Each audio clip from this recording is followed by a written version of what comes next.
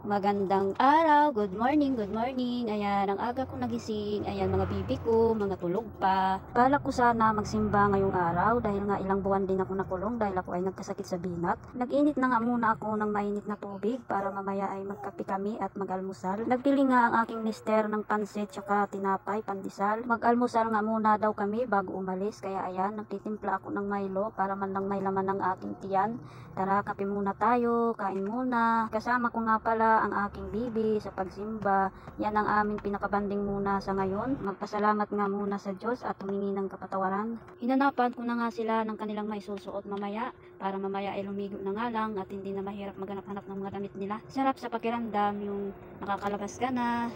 Ilang buwan din ako hindi nakalabas ng bahay dahil nga ako ay grabe pag ako nagkasakit, lugmok pati katawan, lantang gulay talaga. Mahirap nga pala pag nabibinat, pag bagong panganak.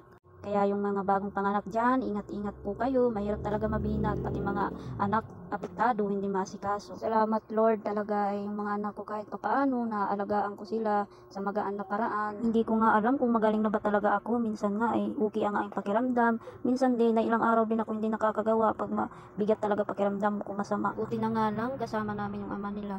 Pagkagaling work, lahat siya ay gumagawa, pagluluto, lahat na. Kahit sobrang pagod na pagod siya, gumagawa pa rin. Nakaready na nga kami, papunta na nga kami ng simbahan. Kasama ko nga pala silang dalawa. Naglakad na nga lang kami papunta roon at ma-exercise naman ng mga katawan. Malapit nga pala dito sa amin ng simbahan. Dito na nga kami nagsimba sa malapit sa may amin kasi ay bawal muna kami lumayo. Ito nga pala yung simbahan dito sa may amin, malapit.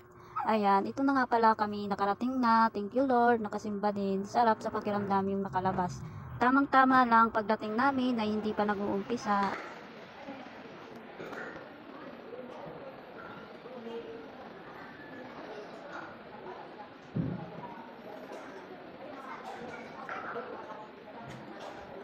Thank you Lord, natapos din namin ang misa. Sikod mas na nga kami nakapunta, alas 8. Ayan, patapos na yung misa. Kalabas na nga kami ng simbahan. Naglakad na nga lang pauwi. Maraming salamat sa mga nanonood. God bless po.